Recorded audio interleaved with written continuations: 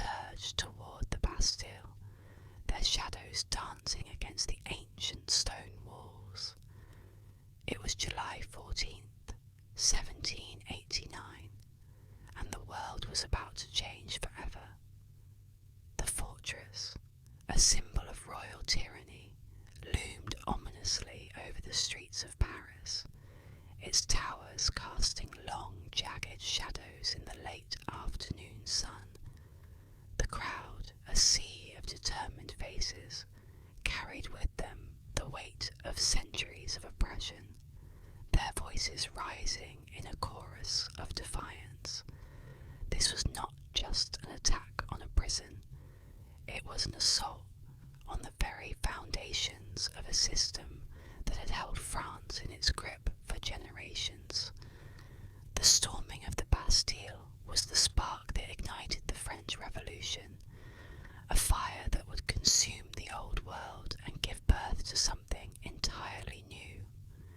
The French Revolution was not just a rebellion, it was a seismic shift that shattered the old world order, replacing it with ideals of liberty, equality, and fraternity.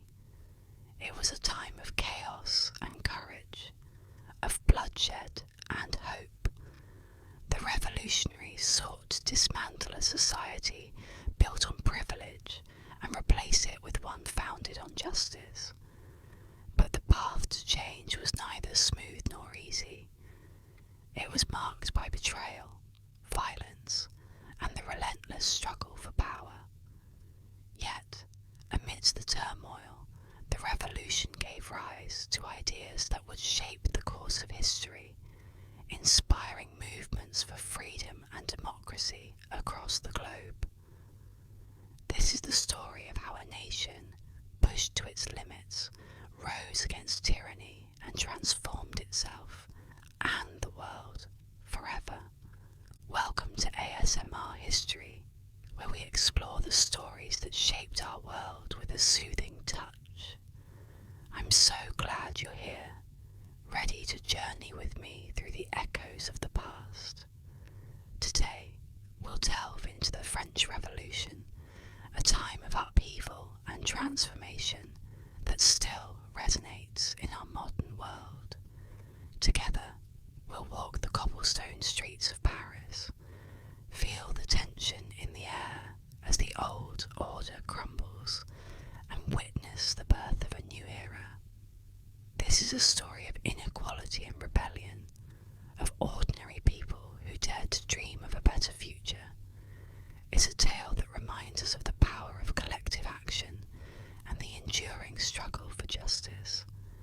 But before the streets of Paris ran red with the blood of revolution, the seeds of discontent were sown in the rigid structures of the Ancien Regime, a world of privilege and oppression that would soon crumble.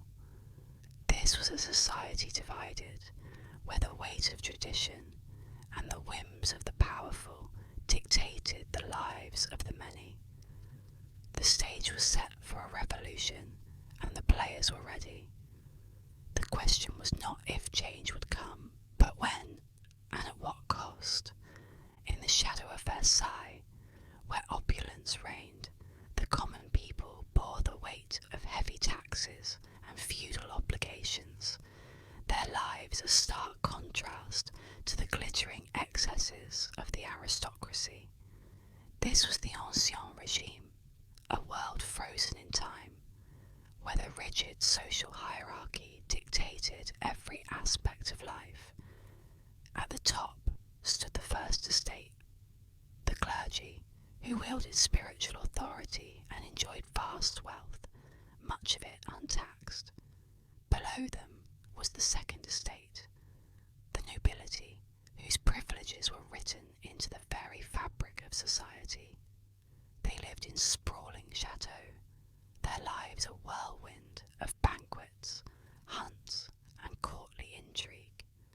And then there was the Third Estate, the commoners. They were the farmers, the artisans, the merchants, and the labourers, the backbone of a nation that seemed to take everything from them and give little lives were a daily struggle, marked by back-breaking work and the constant burden of taxes that seemed to grow heavier with each passing year. The economic crisis that gripped France only deepened the divide. The treasury was empty, the fields barren, and the people hungry. Years of costly wars, including France's involvement in the American Revolution, had drained the nation's coffers. Poor harvests, exacerbated by harsh winters and unrelenting droughts, left the countryside in despair. Bread, the staple of the common people's diet, became scarce and unaffordable. Yet the court of Louis XVI continued its extravagant dances, oblivious to the storm brewing beyond the palace walls. Marie Antoinette's whims, from her lavish gowns to the idyllic hamlet she built at Versailles, became symbols of a monarchy out of touch with the suffering of its people. The Crown's attempts to reform the tax system were met with resistance from the nobility, who clung fiercely to their exemptions. The financial strain was unsustainable, and the cracks in the system were beginning to show. Social inequality festered like an open wound. The commoners toiled in the fields and workshops, their labour fueling the wealth of a privileged few who contributed little in return. They paid taxes to the king, tithes to the church, and feudal dues to their lords. They had no voice in the governance of the country, no representation in the Estates General, the ancient assembly that had not been convened in over a century. The Third Estate was a sleeping giant, and its awakening would shake the foundations of France. The bourgeoisie, the merchants, lawyers, and intellectuals of the Third Estate began to question the legitimacy of a system that denied them a say in their own future. They were educated, ambitious, and increasingly aware of the injustices that surrounded them. Their resentment grew, fed by the stark contrast between their struggles and the decadence of the elite. As Alexis de Tocqueville would later observe, the French Revolution was the result of a society that could no longer bear the weight of its own contradictions. The Ancien Regime was a world of paradoxes, where the ideals of reason and progress clashed with the realities of privilege and oppression. The monarchy, once seen as divinely ordained, was losing its grip on the hearts and minds of the people. The church, a pillar of the old order, faced growing skepticism from those who questioned its wealth and influence, and the nobility, with their ancient titles and inherited privileges, seemed increasingly out of step with a changing world. The stage was set for a revolution, but it would take more than economic hardship and social inequality to ignite the flames of change. It would take ideas, powerful, transformative ideas, that would challenge the very foundations of the old order. As the cracks in the Ancien Regime deepened, the ideas of the Enlightenment began to take root, offering a vision of a world where reason and equality could prevail. Philosophers like Voltaire, Rousseau, and Montesquieu had already begun to question the legitimacy of absolute monarchy and the divine right of kings. They championed the principles of individual liberty, the separation of powers, and the social contract between rulers and the ruled. Their words, once confined to the salons and coffee houses of Paris, began to spread like wildfire, reaching the ears of a people hungry for change. The Enlightenment was not just an intellectual intellectual movement. It was a spark that would light the fuse of revolution. And as the old world teetered on the brink of collapse, these ideas would provide the blueprint for a new one. In the salons of Paris and the coffee houses of Europe, thinkers challenged the old order, their ideas spreading like wildfire among the educated elite and the common people alike. This was the Enlightenment, a period of intellectual ferment that dared to imagine a world guided not by tradition or divine decree, but by reason, liberty, and equality. It was a time when the human mind seemed to break free from the chains of the past, reaching for new possibilities. Philosophers, writers, and scientists questioned everything: the authority of kings, the power of the church, the rigid structures of society. They dreamed of a world where individuals could think for themselves, where justice was not a privilege but a right, and where the light of knowledge could dispel the shadows of ignorance. The Enlightenment was more than a movement. It was a revolution of the mind, and its ideas would soon ignite a revolution of the people. At the heart of this intellectual awakening were figures whose words would echo through the ages. Voltaire, with his razor-sharp wit, pierced the veil of superstition and intolerance, championing freedom of thought and expression. His satirical pen spared no one, from the clergy to the monarchy, as he exposed the absurdities and injustices of the old regime. Jean-Jacques Rousseau, in contrast, spoke to the heart. His vision of a social contract where power flowed from the consent of the governed inspired dreams of equality and collective sovereignty. Man is born free, he famously wrote, and everywhere he is in chains. It was a rallying cry for those who longed to break free from the constraints of a society that seemed designed to keep them in their place. And then there was Montesquieu, whose ideas of separation of powers laid the groundwork for modern governance. He imagined a system where no single authority could dominate, where checks and balances would protect the rights of the people. Together, these thinkers and others like them, Diderot, D'Alembert, and Condorcet, created a tapestry of ideas that would shape the future. The impact of these ideas on society was profound. The Enlightenment was not just an intellectual exercise, it was a call to action. Its principles seeped into the consciousness of a nation, fueling demands for reform and inspiring a growing sense of possibility. The bourgeoisie, educated and ambitious, found in these ideas a justification for their aspirations.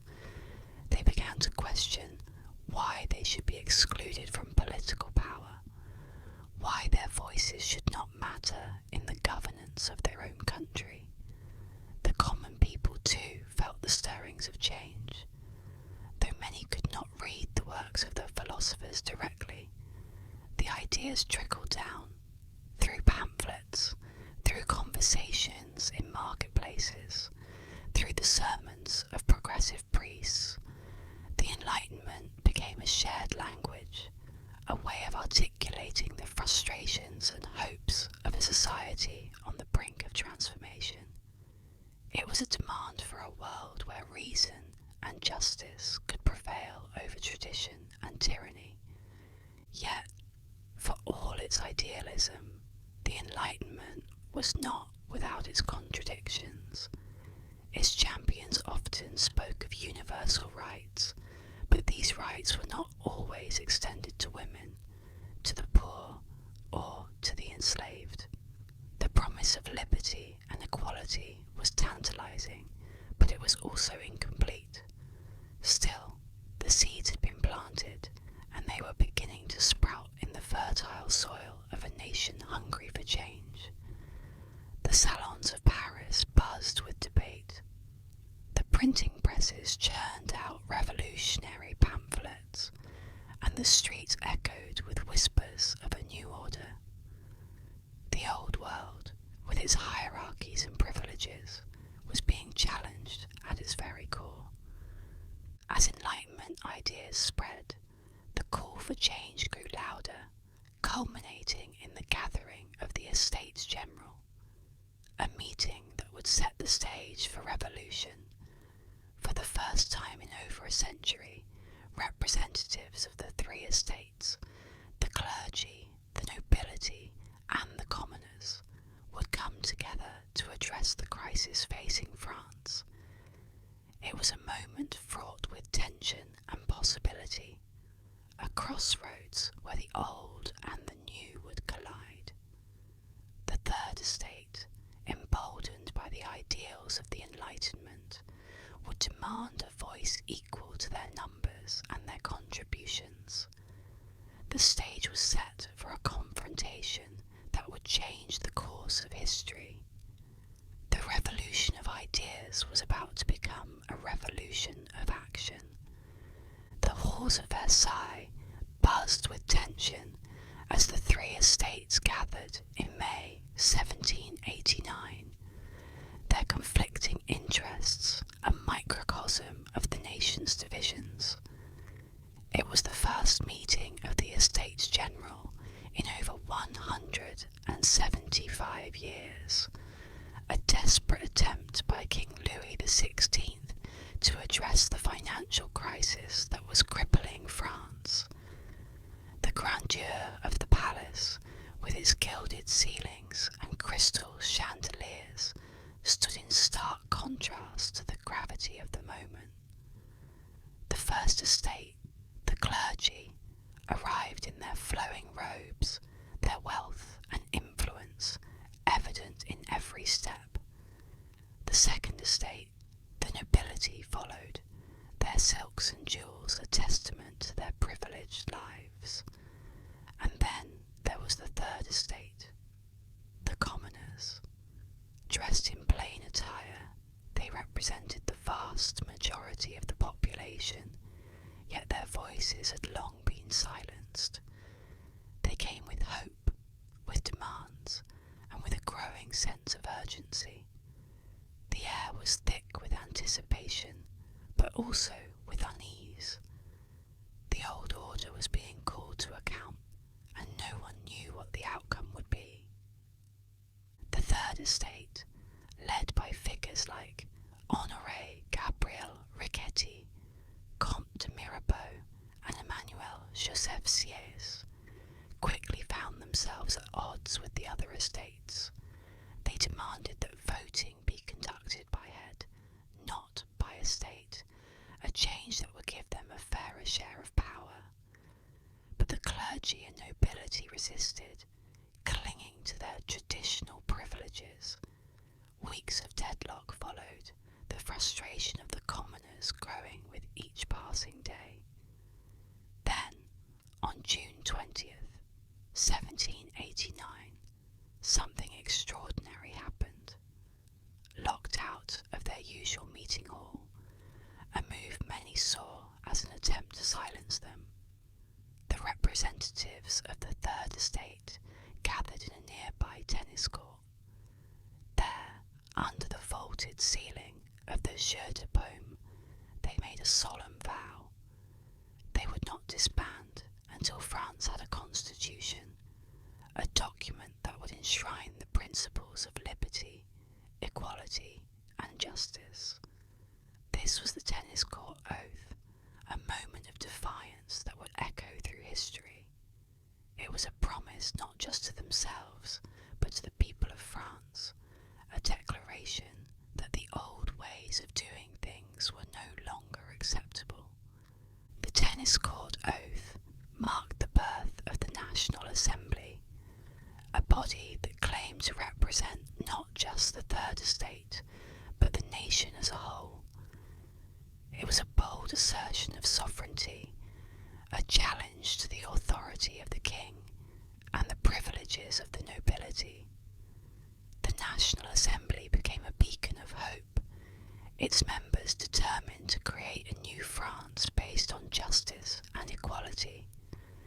They began drafting a constitution, abolishing feudal privileges and asserting the rights of the people. But their work was met with resistance. The monarchy, wary of the growing power of the Assembly, began to gather troops around Paris and Versailles.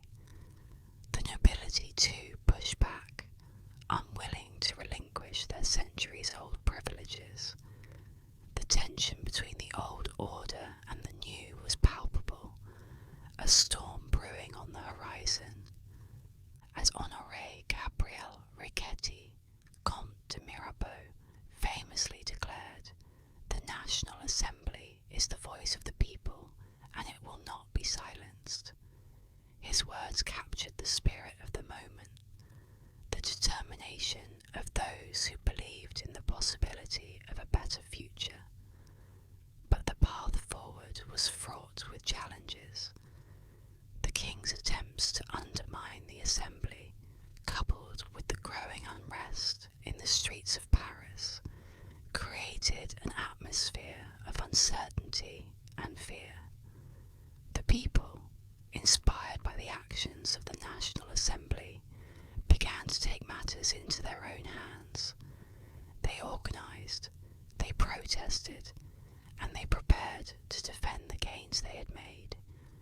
The revolution was no longer confined to the halls of Versailles.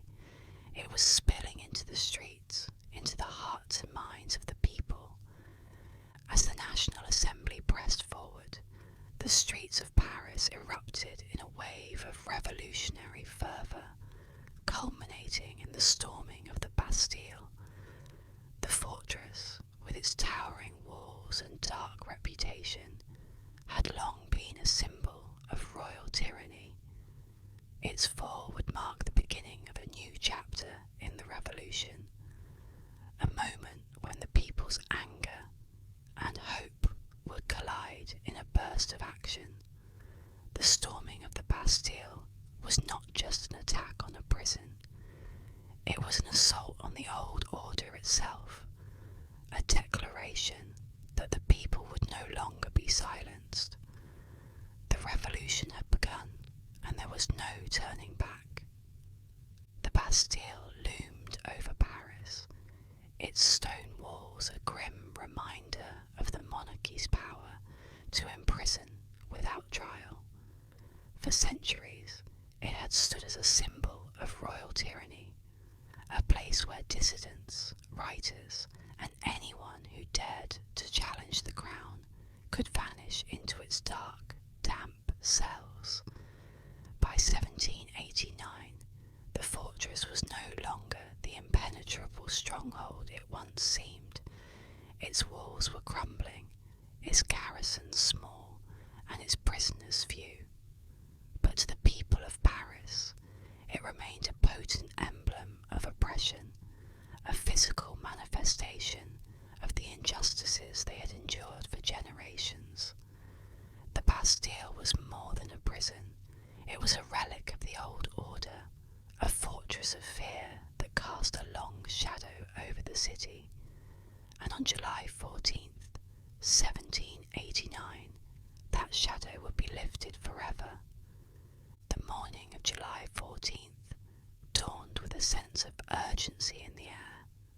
The streets of Paris were alive with activity, the hum of voices growing louder with each passing hour. The people, fueled by hunger, anger, and the intoxicating promise of change, had reached a breaking point. Rumours swirled that the king's troops were preparing to crush the growing unrest, and the revolutionaries knew they had to act. Their target was the Bastille, not just for the weapons stored within its walls, but for what it represented. The crowd crowd surged forward, their cries echoing through the narrow streets as they breached the fortress. The governor of the Bastille, Bernard René Delaunay, tried to negotiate, but the people were in no mood for compromise. The gates were forced open, the drawbridge lowered, and the revolutionaries poured in. The battle was fierce but brief. By the afternoon, the Bastille had fallen, its prisoners freed and its cannon seized. The crowd erupted in jubilation, their cheers mingling with the sound of hammers as they began to dismantle the fortress, brick by brick. The fall of the Bastille was not just a victory over a prison, it was a triumph of the people's will, a moment that echoed across France and beyond. It was a declaration that the old order could no longer stand, that the power of the monarchy was not absolute.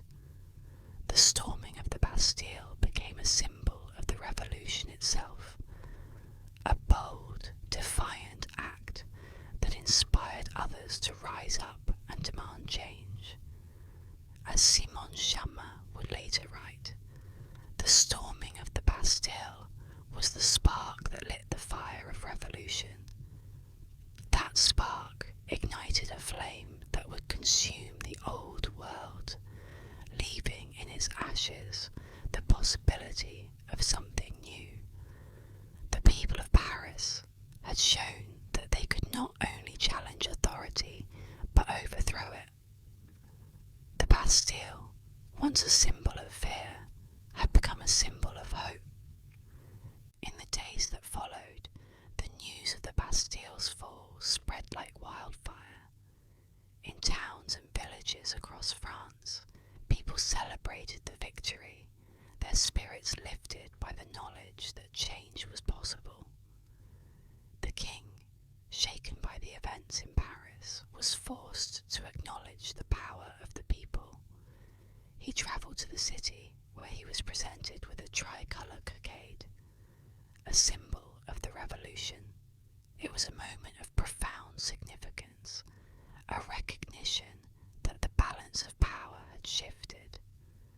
The monarchy, once seen as divinely ordained, was now being held accountable by its subjects.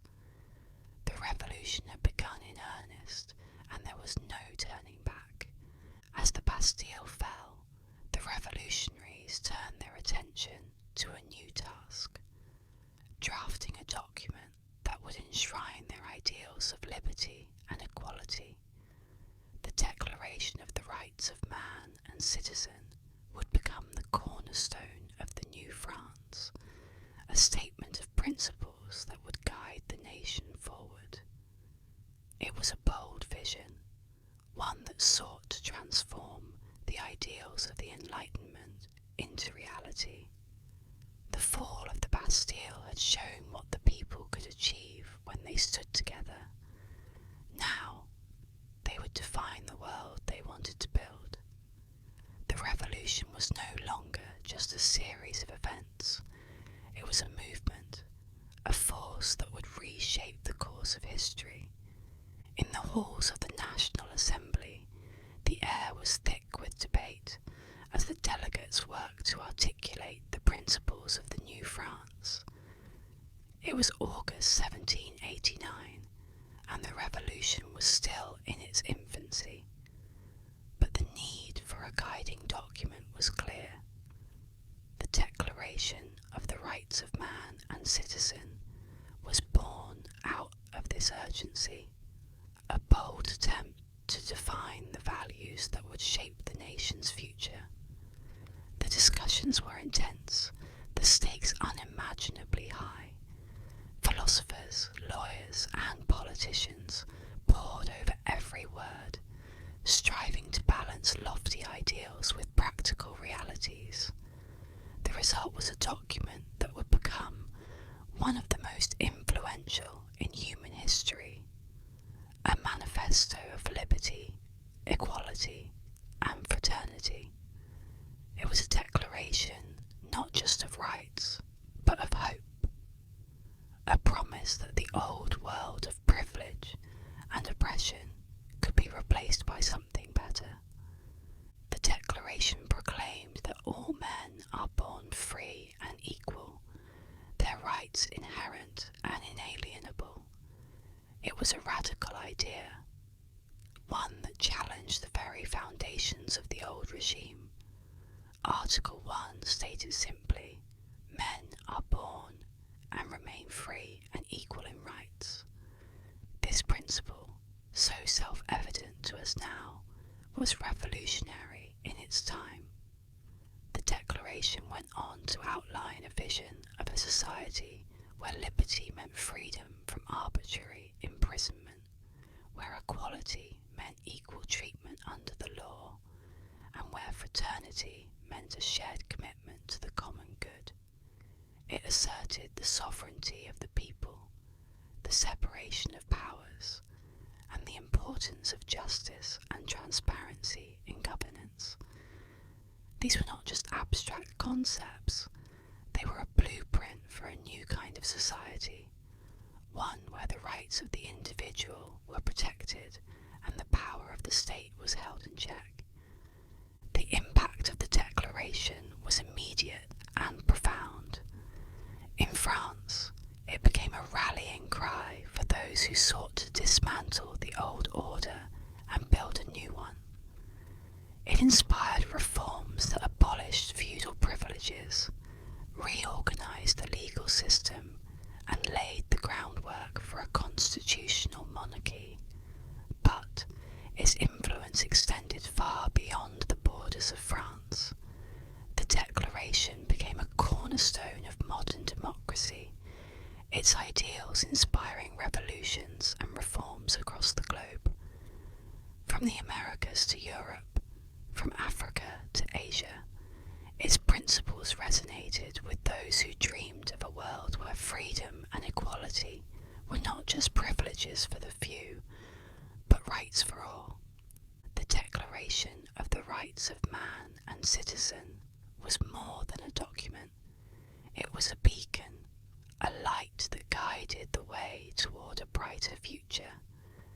Yet, for all its brilliance, the Declaration was not without its limitations.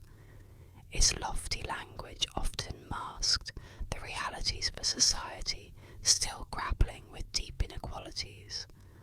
Women, for example, were largely excluded from its promises, their rights overlooked in the rush to define the new order. The enslaved people of France's colonies, too, found little solace in its words. The Declaration was a beginning, not an end, a statement of ideals that would take time and struggle to fully realise.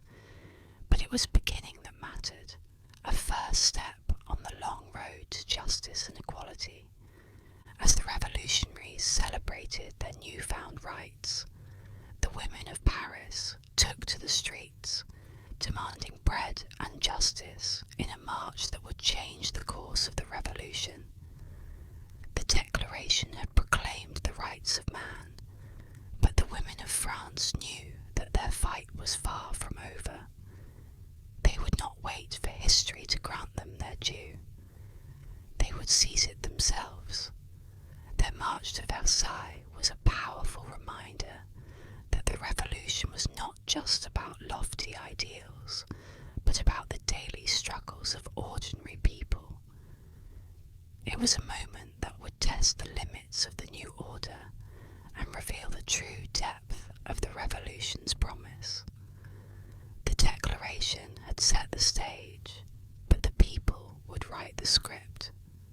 The early morning air in Paris was thick with tension, the usual hum of the city replaced by a growing murmur of discontent. Women, market vendors, laundresses, mothers, gathered in the streets, their voices weaving into a chorus of frustration. The price of bread had soared beyond reach, and hunger gnawed at their families. The sky hung heavy with the promise of rain, but the resolve of these women was unshakable. Armed with kitchen knives, pikes, and makeshift clubs,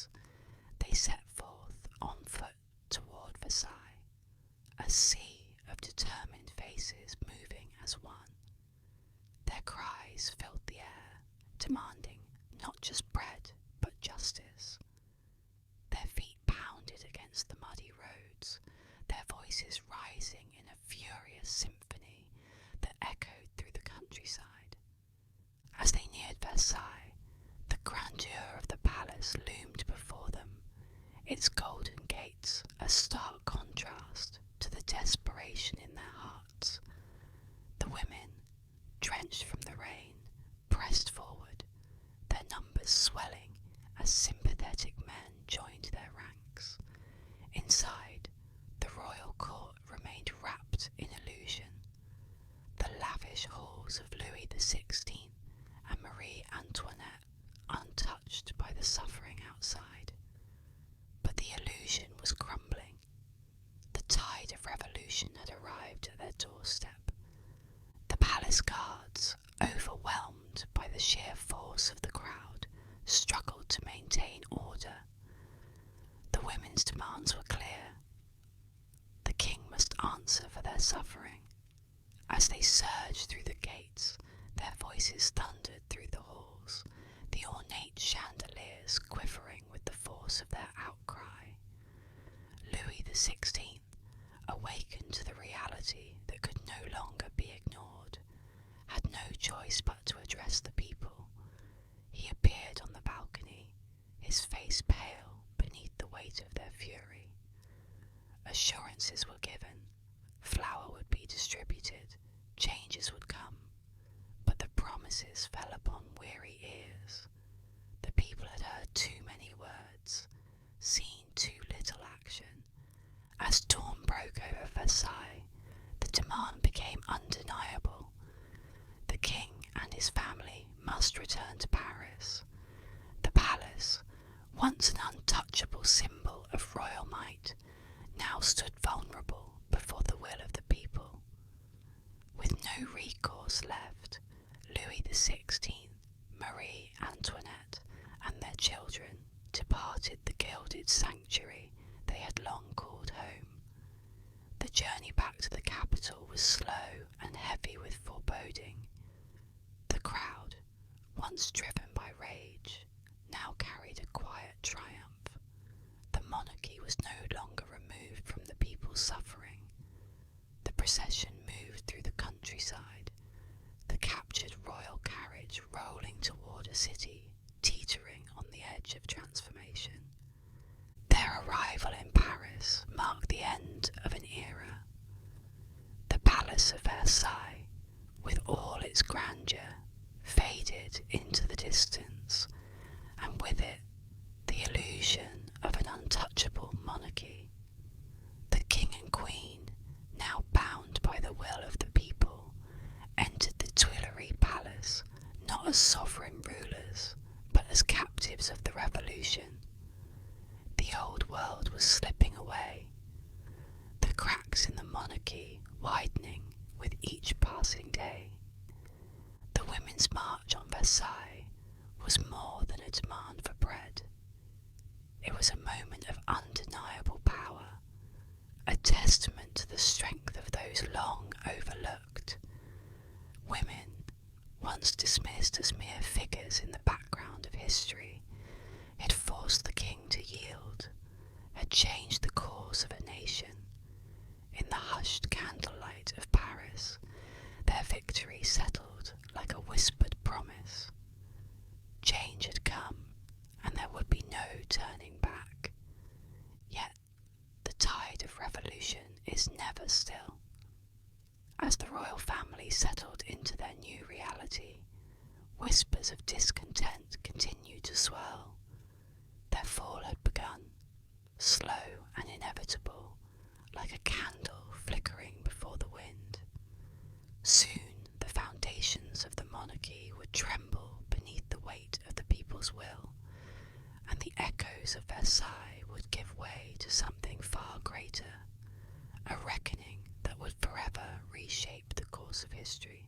Under the shroud of night, a heavy silence blanketed the streets of Paris. The royal carriage, its wheels creaking softly against the cobbled roads, moved cautiously through the darkness. Inside, King Louis VI sat rigid, his powdered wig slightly askew, his face lined with quiet desperation.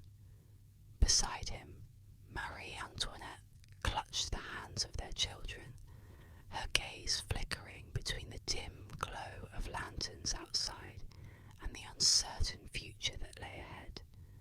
They were leaving behind the palace that had once been their sanctuary, fleeing toward the border, toward safety, toward hope. But hope was fleeting. The plan, so carefully devised, unravelled in the small town of Varennes. The carriage, weighed down by its occupants and the burden of expectation, made slow progress along the roads. The king, unable to shed the habits of a lifetime, had insisted on travelling in comfort, bringing with him a carriage that was too grand, too conspicuous. Their delays compounded, and the escort meant to guide them faltered. In the stillness of a summer night, a single miscalculation, a moment of hesitation, sealed their fate. The postmaster of Varennes, a man whose sharp eyes had spent years studying coins bearing the king's likeness, recognised him almost immediately. Whispers spread like ripples in water, turning to cries, turning to demands. Soldiers, alerted by the murmurs of the town, arrived in swift order. Their bayonets caught the moonlight as they encircled the royal family.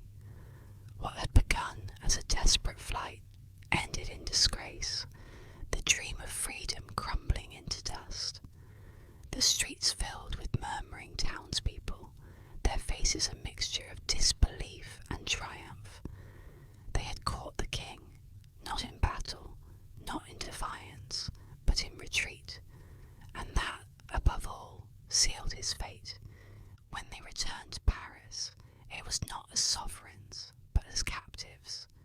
The people, once subjects, had become something else entirely, an unstoppable force, their voices a rising tide demanding change. The journey back was not a return to power, but a slow public humiliation. The streets of Paris, which had once welcomed their monarch with admiration, now bore witness to his disgrace. The city, restless and watchful, greeted them with an eerie silence at first, before the hush gave way to jeers and shouted accusations. The king's carriage moved through an ocean of anger, an anger that had grown with every loaf of bread that had gone uneaten, with every promise that had gone unfulfilled. Yet, even in chains, the monarchy persisted. A new order took shape with the Constitution of 1791, a document that sought to balance tradition with revolution. The king retained his throne, but his hands were bound by law. His signature carried weight, yet his power was an illusion, a shadow of what once was. He was no longer the absolute ruler of France, but a figurehead, a remnant of a bygone era that the people were struggling to leave behind. The Assembly, in its attempts to satisfy both the revolutionaries and the royalists, created a fragile compromise. The monarchy was to remain, but under conditions that stripped it of the very authority that had once defined it. But compromise is a fragile thing. The revolution grew restless, the air thick with suspicion and fear. Whispers of treason, of secret letters and foreign plots spread like wildfire. Trust in the monarchy withered, and what remained of royal authority was but an empty shell. Louis XVI, uncertain and hesitant, did little to reassure those who had once believed he could still serve the nation. His every action was scrutinised, his every silence interpreted as guilt. The people, emboldened by the fervour of change, began to see him not as a reformed monarch, but as a traitor. September 1792 arrived with a force that could not be contained. The Tuileries Palace, once the gilded refuge of kings, became the site of its downfall. The people surged forward, an ocean of voices crying out for justice, for vengeance, for revolution. The monarchy had become a symbol of oppression, and symbols once reviled must be torn down. The Swiss guards, sworn to protect the royal family, fought with unwavering loyalty, but loyalty was no shield against the rage of a people betrayed. The walls of the palace echoed with the sounds of battle, clashing steel, desperate shouts, the final cries of men who had pledged themselves to a dying regime. Blood stained the marble floors as one by one the guards fell.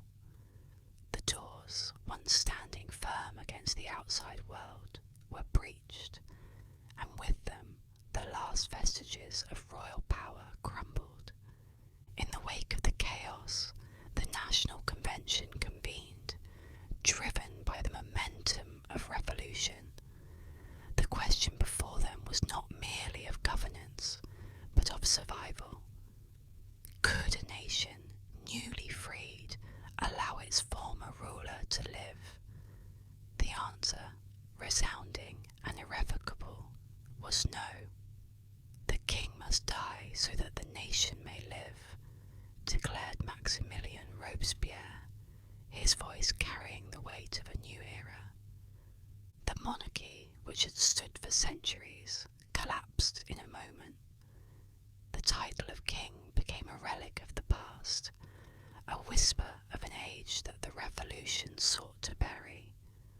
No longer was Louis XVI the ruler of France. He was Louis Capet now, a citizen, a man stripped of his crown and his divine right, and soon he would be stripped of something even more.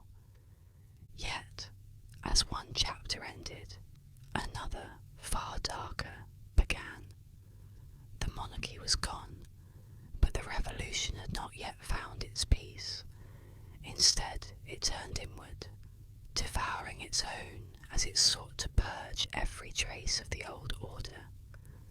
With the monarchy abolished, France plunged into a new and turbulent phase, one marked by the chaos and bloodshed of the Reign of Terror. The Reign of Terror, a period etched in history with blood and fear, began as a desperate attempt to safeguard the ideals of the revolution. At its heart was the Committee of Public Safety, a body of 12 men who wielded absolute power under the guise of protecting the fledgling republic. Formed in April 1793, the committee was initially a response to the external threats of war and internal chaos. But as the revolution spiraled into paranoia, its purpose shifted. Led by figures like Maximilian Robespierre, the committee became the engine of terror, its decrees echoing through the streets of Paris and beyond. Under the shadow of the guillotine, they sought to root out enemies of the revolution, real or imagined. The air was thick with suspicion, and no one, not even the most ardent revolutionaries, was safe from the blade's swift descent. The Committee of Public Safety was both judge and executioner, its members driven by a desperate desire to protect the revolution at any cost. But in their zeal, they sowed seeds of fear that would haunt France for generations. The guillotine, with its cold, mechanical efficiency, became the grim symbol of this era. Erected in public squares, it was a constant reminder of the revolution's relentless pursuit of justice. The blade fell swiftly, its metallic clang a chilling refrain that echoed through the hearts of all who witnessed it. From aristocrats to peasants, from priests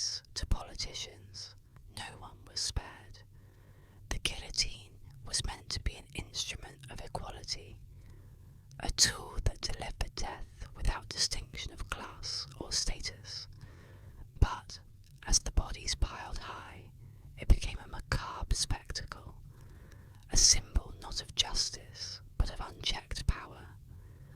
The streets of Paris ran red, and the once vibrant cries for liberty were drowned out by the screams of the condemned. The guillotine did not discriminate. It consumed all in its path, leaving a nation trembling in its wake. At the centre of this storm stood Maximilien Robespierre, a man whose name would become synonymous with the terror, once a voice of reason and a champion of the people. Robespierre's vision of a virtuous republic became increasingly unhinged. He believed that terror was a necessary tool to achieve purity, a means to cleanse the nation of its enemies. Terror is nothing other than justice, prompt, severe, inflexible, he declared in his speech on the principles of political morality. But as the months passed, his ideals grew darker, his methods more ruthless. Robespierre, once revered, became the face of fear, his unwavering commitment to the revolution tainted by the blood of thousands. Alongside him stood figures like Georges Danton, a fiery orator who initially supported the terror, but later sought to temper its excesses. Danton's efforts to rein in the violence cost him his life, his own head meeting the guillotine in April 1794. The revolution, it seemed, devoured its children as quickly as it elevated them. The reign of terror reached its zenith in the summer of 1794, a period known as the Great Terror. In just 6 weeks, over 1,300 people were executed, their deaths a testament to the paranoia and desperation that gripped the nation. But even as the guillotine's blade continued to fall, cracks began to appear in the foundation of the terror. The public, weary of bloodshed and fear, grew disillusioned with Robespierre and his allies. On July the 27th, 1794, the tide turned. Robespierre and his closest supporters were arrested and executed, their deaths marking the end of the terror. The revolution, which had begun with such hope and promise, had descended into chaos, leaving a nation scarred and searching for stability. As the reign of terror consumed its architects, France sought a new path forward. The Directory, a government born of compromise and pragmatism, emerged from the ashes of the terror. It promised to bring order to a fractured nation, to steer the revolution toward a more stable and peaceful future. But the scars of the terror would linger, a haunting reminder of the price of idealism gone awry. The revolution, which had begun with dreams of liberty and equality, had taken a dark and violent turn, and as the Directory took the reins of power, France stood at a crossroads, its future uncertain, but its resolve unbroken. The streets of Paris, once filled with the thunderous cries of revolution, had grown weary. The echoes of the guillotine's blade had faded, replaced by an uneasy stillness, a fragile peace built upon the ruins of a decade of upheaval. In 1795, the French people, exhausted by the excesses of the reign of terror and the chaos of the Thermidorian reaction, sought stability. It was in this climate that the Directory emerged, a new government, a careful balance of power designed to prevent the return of tyranny while also restraining the passions of radical revolutionaries. The Directory, composed of 5 men, was tasked It was neither a monarchy nor a democracy, but a compromise, a middle path between the extremes that had torn the nation apart. These leaders, cautious and pragmatic, attempted to rebuild France's institutions, restore economic order, and maintain the gains of the revolution without descending once more into bloodshed. Yet, beneath the surface, discontent simmered. The spectre of famine still loomed over the countryside. Inflation ravaged the economy, and political factions, both royalist and radical, plotted in the shadows, waiting for their moment to strike. Corruption seeped into the Directory's ranks, eroding its legitimacy. Ministers enriched themselves while the common people suffered.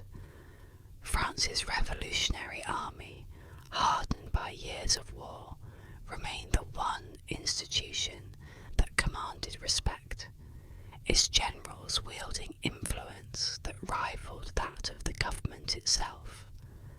But the Directory, too weak to curb the military's power, relied on its generals to maintain order.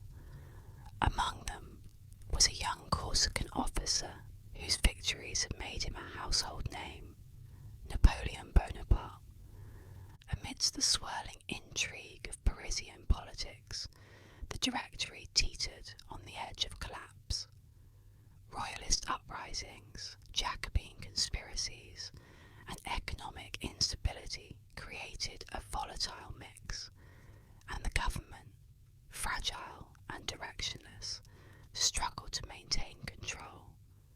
The people of France had long yearned for liberty, but what they desired now, above all else, was order.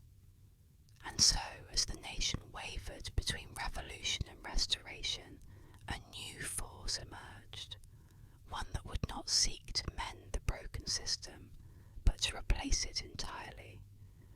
In the autumn of 1799, as the winds of change swept across France, Napoleon Bonaparte saw his moment. Returning from his Egyptian campaign, he stepped onto French soil, greeted not with suspicion, but with hope. He was young, brilliant, decisive, everything the Directory was not. On the 18th of Brumaire, he and his allies acted swiftly. The chambers of the government were thrown into chaos as Napoleon's forces surrounded them. Under the shadow of bayonets, resistance crumbled. The Directory, already weakened by years of internal strife, was powerless to stop him. With a quiet finality, the government of the revolution dissolved. In its place, a new order arose. The consulate, with Napoleon at its helm. France's long experiment with radical democracy had come to an end, not with another revolution, but with a single stroke of political genius. The ideals of liberty, equality, and fraternity remained, but they would now be moulded under the hands of a single man. The revolution is over. I am the revolution. These were Napoleon's words, spoken with a certainty that left no room for doubt. The Republic, once guided by the chaotic winds of popular will, now belonged to him. France, weary of instability, embraced its new leader, eager to follow where he would lead. As Napoleon's star rose, France entered a new chapter, one that would see the ideals of the revolution transformed into the foundations of an empire. The streets of Paris, once filled with the voices of revolutionaries, now whispered a new name, one that would soon be known across the world. From the sun-drenched hills of Corsica to the battlefields of Europe, Napoleon Bonaparte's rise was as swift as it was inevitable. Born in 1769, he was a child of revolution revolution, shaped by the upheaval that consumed France. As a young officer, his sharp mind and boundless ambition set him apart. He studied the art of war with a relentless focus, his tactical genius evident even in his earliest campaigns. It was in the siege of Toulon, a city held by royalist forces, that his brilliance first captured the attention of his superiors. With calculated precision, he orchestrated a plan that led to victory, earning a promotion to brigadier general at just 24. In a time of chaos, France sought order, and in Napoleon they found a leader who could wield both the sword and the pen with equal mastery. With each campaign, his legend grew. The Italian campaigns showcased his ability to turn ragged, demoralized troops into an unstoppable force. His soldiers adored him, sensing the unwavering confidence that radiated from their young general. He led them to triumph after triumph, using speed, deception, and unrelenting force to outmaneuver his enemies. Yet, beyond the battlefield, his mind was always on the greater prize. He understood that military victories alone would not secure his place in history. True power lay in governance, in shaping the destiny of France itself. His ambitions soon extended beyond the battlefield, drawing the attention of the political elite who recognized in him a force that could stabilize a nation on the brink. The moment arrived in 1799. The French government, weakened by years of internal strife, teetered on the edge of collapse. Sensing his opportunity, Napoleon orchestrated a coup, dissolving the Directory and establishing the consulate. As first consul, he wielded near absolute power, but he did so under the guise of restoring stability. He reformed the economy, modernized infrastructure, and strengthened France's military might. The people, weary from a decade of turmoil, embraced his leadership. His rule brought order, but it was an order of his own design, where loyalty was rewarded and dissent was swiftly silenced. Under his guidance, France transformed into a formidable power, one that could challenge the mightiest nations in Europe. Yet, Napoleon was never one to settle for half measures. Power, once tasted, demands more. By 1804, he had secured enough control to take the final step, one that would cement his authority in a spectacle of grandeur. In the hallowed halls of Notre Dame, beneath the watchful eyes of the world, Napoleon crowned himself Emperor of France. It was a moment of pure defiance, a break from the traditions of the past. No pope would place the crown upon his head. He alone would determine his destiny. This act was more than mere ceremony. It was a declaration that he was not just a ruler, but the architect of a new empire. The world watched in awe, and perhaps in fear, as a new era dawned, with Napoleon at its helm. Great ambition is the passion of a great character, he once said, and his ambition knew no bounds. The empire he built would stretch across continents, shaping the fate of nations. Yet, as his power expanded, he turned his gaze inward, seeking to bring order not just to the battlefield, but to the very fabric of French society. He knew that military dominance alone would not secure his legacy. To rule an empire required more than military might. It demanded a lasting foundation, a code of laws that would outlive even the greatest conqueror. With this vision in mind, he set forth to craft a legal system that would shape France and influence the world for centuries to come. The Napoleonic Code, enacted in 1804, stands as one of Napoleon Bonaparte's most enduring legacies. It was a monumental achievement, a comprehensive legal framework that sought to unify and modernize French law, drawing inspiration from the revolutionary ideals of equality and rationality. The code abolished the patchwork of feudal laws that had long governed France, replacing them with clear, consistent principles. Equality before the law, the protection of property rights, and the secular nature of the state were enshrined in its articles. For the first time, the law was accessible to all, written in plain language and free from the ambiguities of tradition. The Napoleonic Code was more than just a legal document.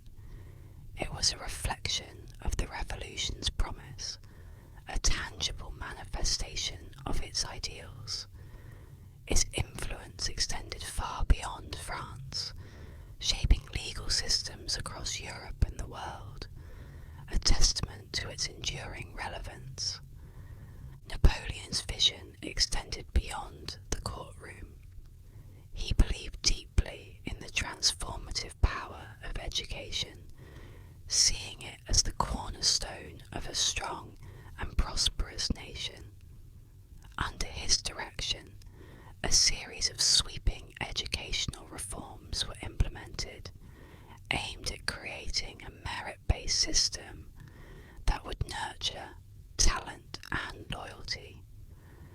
The establishment of lycées, state-run secondary schools, provided a rigorous education to young men regardless of their social background.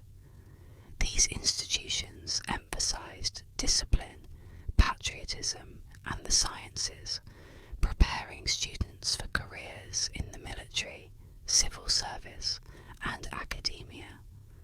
At the apex of this system stood the University of France, a centralized body that oversaw all levels of education.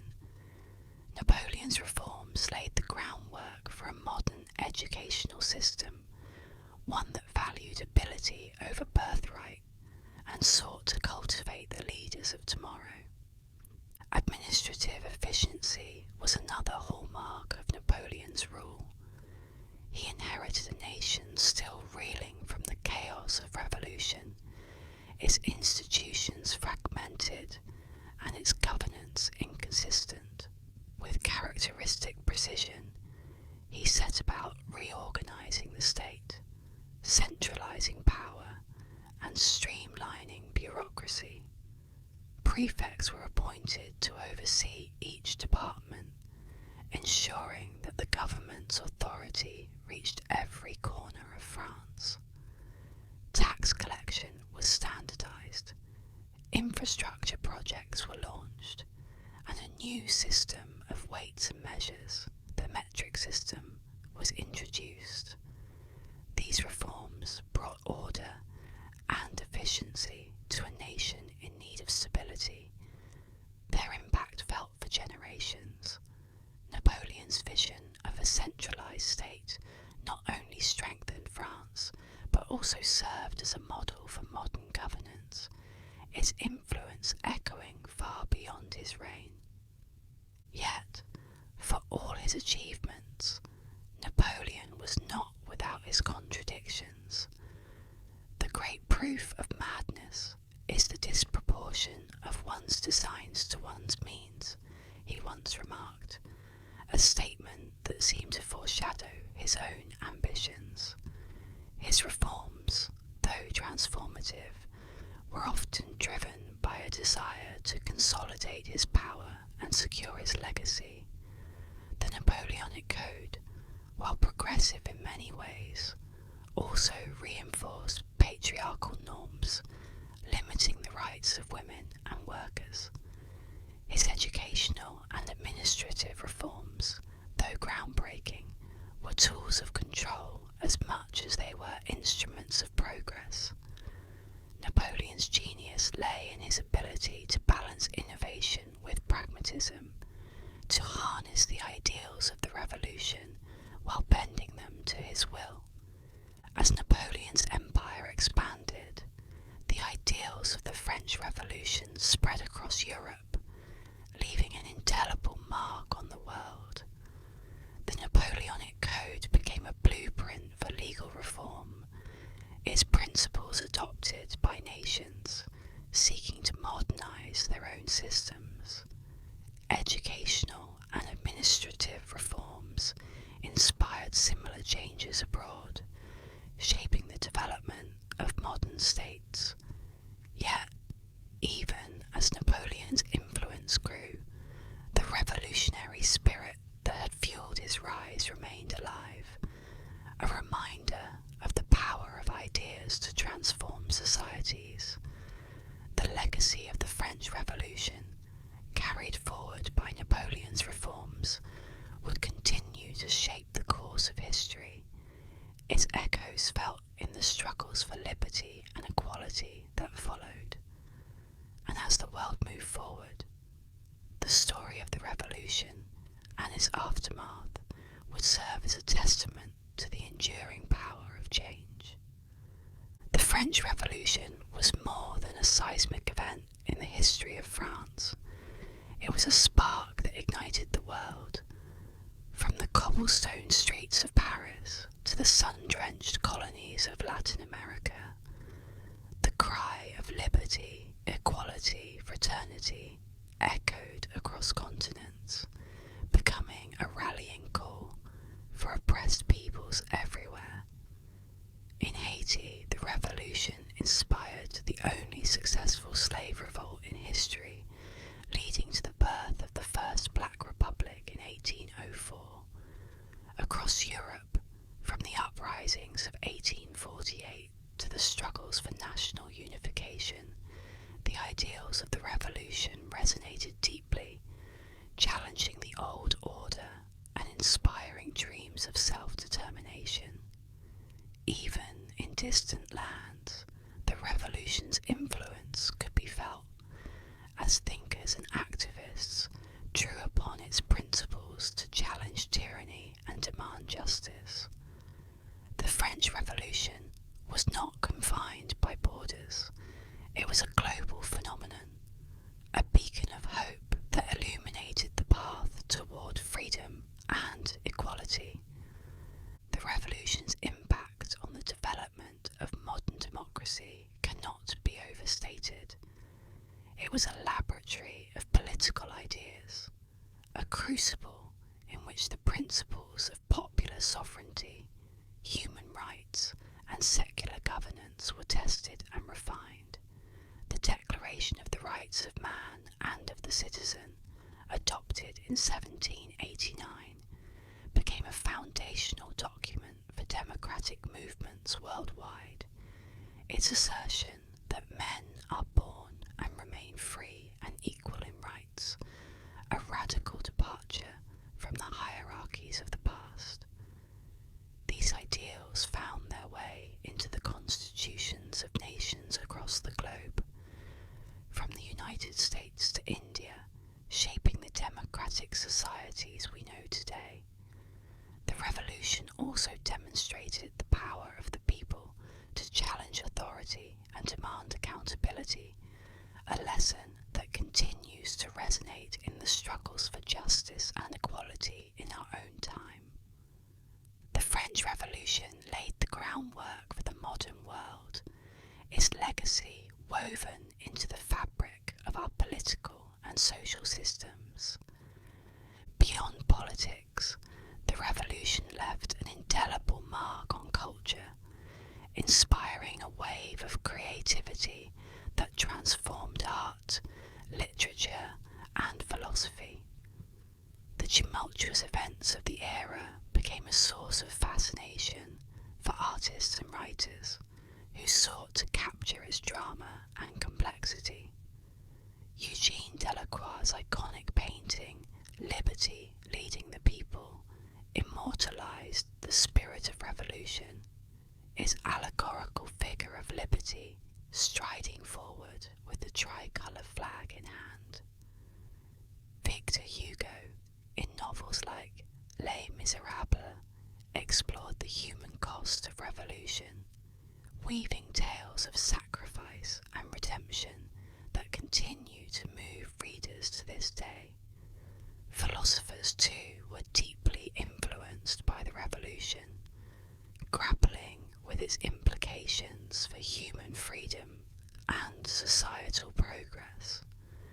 The revolution was not just a political event, it was a cultural awakening, a moment that challenged old ways of thinking and opened new horizons of possibility.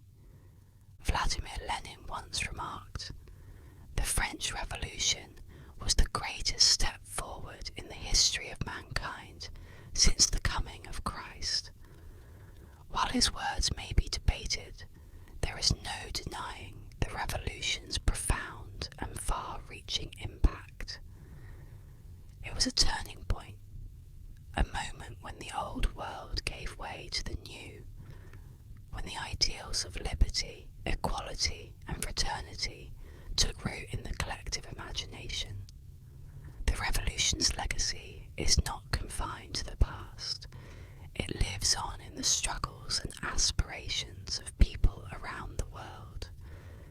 Its lessons remind us of the power of collective action, the importance of standing up for justice, and the enduring relevance of its ideals.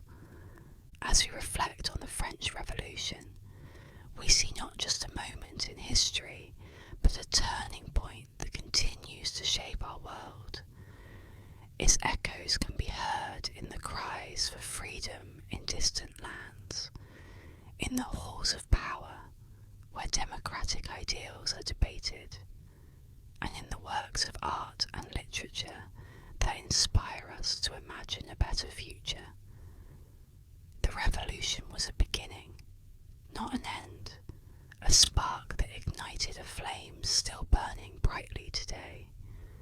And as we look to the future, we carry with us the lessons of the past, guided by the enduring legacy of a revolution that changed the world. The French Revolution was a story of hope and despair, of ideals tested by the harsh realities of human nature.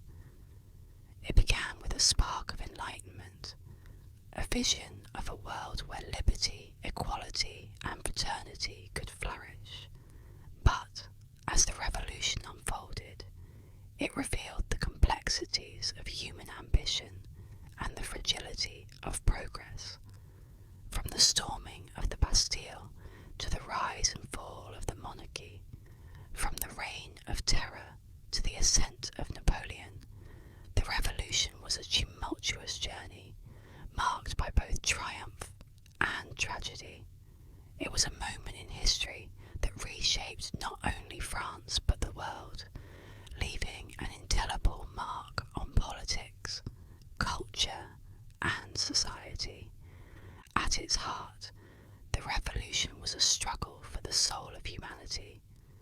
Its ideals, liberty, equality, and fraternity, continue to resonate, reminding us of the power of collective action and the enduring pursuit of justice. These principles, born in the fires of revolution, have inspired countless movements for freedom and equality, from the abolition of slavery to the fight for civil rights. They challenge us to reflect on our own world, to consider how far we have come and how far we still have to go. The French Revolution was not just a historical event, it was a call to action, a reminder that the fight for a better world is never truly over. Thank you for joining me here on ASMR History, where we explore the stories that shaped our world in a calming and immersive way. take you on this journey through the French Revolution, to delve into its triumphs and tragedies, its heroes and villains. History is not just a collection of dates and events, it's a tapestry of human experiences, a reminder of where we've been and who we can become. I hope this story has left you with a deeper understanding of the revolution's legacy and its relevance to our lives today. If you enjoyed this story and would like to hear more, please like this video, subscribe to ASMR History, and let me know your thoughts in the comments below. Your support means the world to me, and it helps me continue to bring these stories to life. Until next time, take care, and remember, history is not just about the past, it's about the lessons we carry forward into the future.